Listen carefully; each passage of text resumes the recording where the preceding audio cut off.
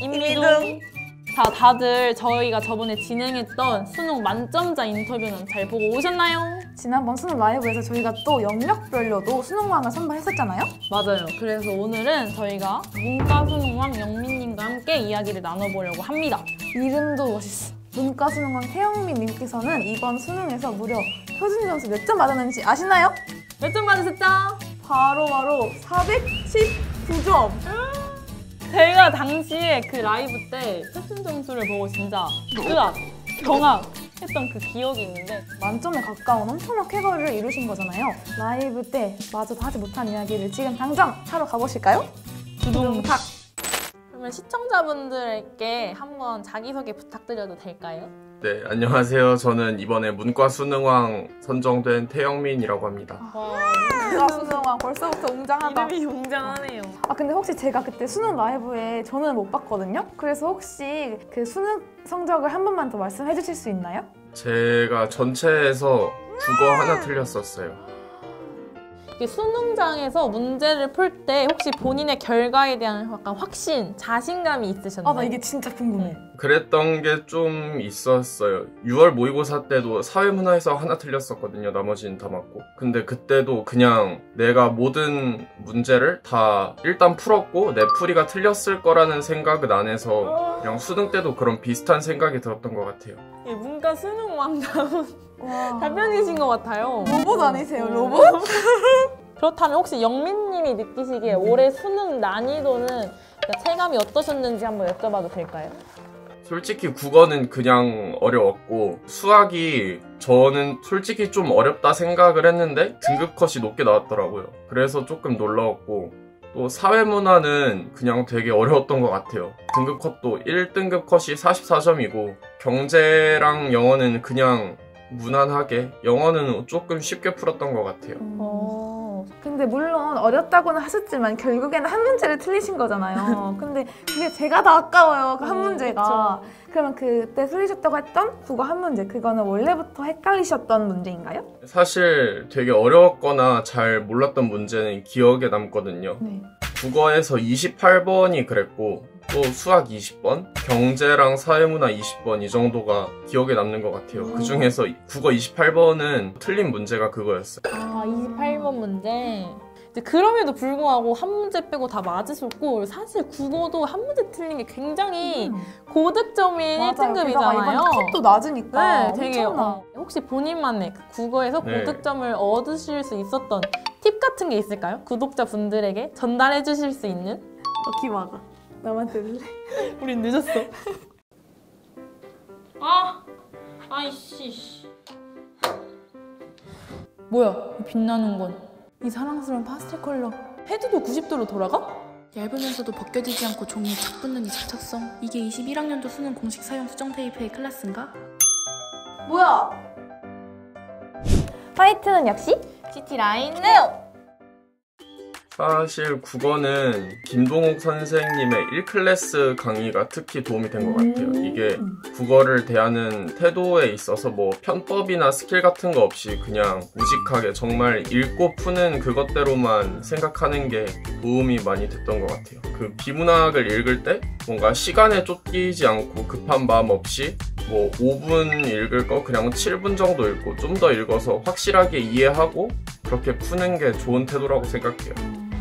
대화를 그치. 할 때도 영민님이 되게 차분하신 성격이라는 게 약간 드러나는 것 같은데 국어도 그렇게 차분하게 풀어내셨던 것 지금 같아요. 약간 뭔가 완벽한 저희랑- AI랑 얘기하는 것 같아요. 근데 의외로 이번 수능 국어 오답률 1, 2가 모두 문법 문제였대요. 11번, 맞아. 14번. 나도 풀었었는데 틀렸어.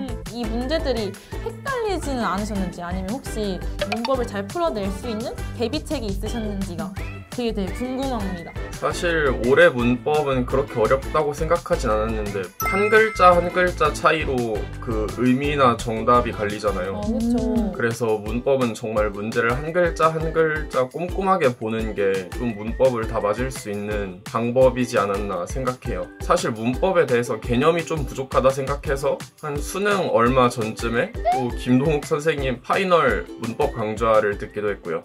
이제 수학으로 넘어가고 싶어요. 수학 이게 제일 꼴이지. 네, 이제 영민님이 수학에 100점이시다 보니까 아무래도 많은 구독자분들이 수학에 관심 많이 가져주셨어요. 원래 수학을 잘하시는 분이었던 건지 아니면 특별한 노하우, 팁이 있으셨던 건지가 진짜 너무 궁금합니다. 저는 사실 다른 모든 과목들 중에서 수학이 제일 좋았어요. 영어 같은 거는 풀면은 되게 딴 생각이 많이 들고 뭐 핸드폰 같은 것도 많이 보고 그랬거든요. 근데 수학은 일단 풀기 시작하면은 수학에만 딱 집중이 되니까 되게 시간도 빨리 지나가고 공부 효율도 좋은 것 같고 2학년 때까지만 해도 계속 100점이 나올 실력은 아니었는데 기출문제를 계속 풀다 보니까 그렇게 좀 더 실력이 올라갔던 것 같아요. 진짜 저는 이렇게 수학을 처음부터 잘한 분이 아니라 끌어올리신 분들이 진짜 너무 대단한 것 같은 게 제일 끌어올리기 어려운 게 또 수학이잖아요. 제가 어디서 이렇게 주워 들었거든요. 그러니까 무언가를 잘하는 사람은 좋아하는 사람을 이길 수 없다 이런 말 들었었는데 이게 진짜 멋있죠. 정말 표본이신 것 같아요. 수학을 좋아한다는 건 저로서 있을 수 없는 일이기 때문에 그 머리로만 이해가 되고 마음은 이해가 가잖아요. 수학 문제, 어려운 문제 풀 때 답이 안 나오는 경우가 있잖아요. 혼자만의 어떤 팁 같은 게 있으신가요? 근데 끝까지 풀어내시는지 아니면 답지를 이렇게 보는지. 사실 저는 답지를 거의 안 보고 계속 고민했던 것 같아요. 그리고 저는 답지를 보면은 답지에는 딱 그 정해진 풀이가 있잖아요. 그렇죠. 그거를 보고 따라가는 게 조금 힘들었던 것 같아요. 그래서 그냥 보고 계속 생각하고 풀릴 때까지 계속 보고 그랬던 것 같아요. 자신만의 방법을 체화시키는 게 가장 좋은 방법이긴 하죠. 이게 아무래도 수학 풀이법은 그 문제의 의도를 아는 사람이 낸 거기 때문에 확실히 나중에 그걸 써먹는 게 어려운 경우가 많더라고요. 그럼 이제 다음 탐구를 또 여쭤봐야 되지 않겠습니까? 이게 또 사회부나 경제가 이게 독특한 조합으로 알고 있어요. 그러면 이러한 탐구는 어떻게 대비를 하셨는지? 네, 탐구는 고3 때부터 시작했었거든요. 일단 경제는 2학년 때 내신을 하긴 했는데 그때는 수능을 따로 준비하지 않았어서 고3 때부터 수능 준비를 했었는데 그래도 내신 때 개념을 했었으니까 수능 특강으로 시작해서 기출을 2번 풀고 그리고 수능 완성, 인터넷 강의까지 해서 이렇게 완성을 했던 것 같아요. 마지막에는 실전 모의고사도 사가지고 몇 개 풀고요. 사회문화는 좀 인강에 많이 의존을 했었던 것 같은데 윤성훈 선생님의 개념 완성편 그리고 십지선다 이 강의가 특히 도움이 됐었던 것 같아요. 그리고 수능 특강이랑 수능 완성은 당연히 풀었고요. 또 인강 추천까지 해주시니 저희가 너무 또 감사할 따름입니다. 또 이렇게 구독자님 분들께 너무 도움이 될 것 같네요. 근데 게다가 이렇게 공부 잘하시는 분들이 항상 교과서를 기반으로 하셨다고 하는데 정말 EBS 교재를 충실히 공부하신 것 같아요. 그러면 그 문제집 말고도 푼 문제집들이 있으시잖아요. 혹시 기억나는 문제집들이 있나요? 사실 특히 탐구랑 수학에서 마더텅 검은 책이 제일 도움이 됐던 것 같아요. 문제집 은행이죠, 그게 문제집. 일단 탐구 같은 경우에 그 답지에 선지마다 해설이 나와 있기도 하고 그 마더텅 책에 있는 모든 문제를 28일로 나눠서 뭐 하루에 몇 문제씩 어디부터 어디까지 풀라고 나와 있는 표가 있거든요. 제가 그런 거 계획하기 되게 귀찮아하는 타입인데 그렇게 먼저 계획을 세워주니까 딱 하루에 그만큼만 풀어도 한 달이면은 기출 한 번씩 돌리고 꾸준히 할 수 있었던 것 같아요. 와.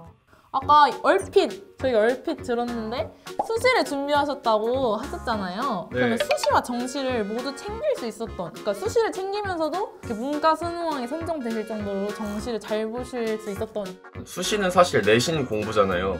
내신 공부랑 수능 공부에 있어서 차이점도 있긴 한데 공통점도 있다고 생각해요. 전 내신 수학을 대비를 할 때 수능 기출 문제로 대비를 하고 그랬거든요. 그래서 내신 공부를 하다 보니까 수능도 잘해지게 되고 수능 공부를 하면 내신에도 도움이 되고 그런 게 컸던 것 같아요. 근데 이게 진짜 맞는 말인 게 사실 수시랑 정시는 뗄래야 뗄 수 없는 사이인 것 그쵸. 같아요. 어차피 가르치는 과목이 같은데 사실 그게 크게 벗어날 수는 없거든요, 사실. 제가 그쵸? 2개를 같이 준비하신 분 치고 이렇게 소홀히 하시는 분 같아요. 역시. 사실 그 2개 준비하면서 당연히 힘들 일이 있고 멘탈이 약간 깨지려고 할 때 극복하는 방법이라던가 아니면 슬럼프가 왔을 때 그걸 이겨내는 방법이 있다면 혹시 있으실까요? 사실 전 공부에 관해서 크게 감정의 동요가 있는 사람은 아니라고 생각해요. 서울대 합격했을 때도 되게 엄청 막 기뻐가지고 그러진 않았거든요. 2학년 때 성적이 잘 안 나온 적도 있는데 엄청 멘탈이 깨지진 않았고 그땐 그냥 공부를 안 하고 유튜브를 보던지 했던 것 같아요. 그냥 집에 일찍 가거나.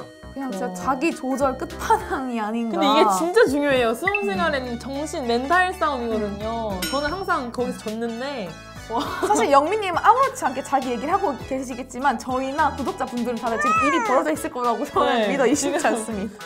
딱 마지막으로 하나 질문을 드린다면 영민님은 수험생활에서 가장 중요한 거 가장 이게 제일 중요하다. 사실 수험 생활에서 있어서는 1년 동안 수능을 준비하는 과정에서도 그렇지만 수능 날 당일에도 확실히 멘탈이 크게 작용을 하는 것 같아요. 실전 모의고사를 풀었는데 성적이 잘 안 나오거나 뭐 문제가 잘 안 풀리거나 이럴 때도 너무 낙심하지 말고 또 수능 날 당일에도 너무 긴장하지 말고 초연한 마음가짐이 중요하다고 생각해요. 그러면 이제 진짜 마지막으로 태영민님의 뒤를 이을 이제 후배님들에게 하고 싶은 말씀이 있다면 마지막으로 한마디 해주시겠습니까?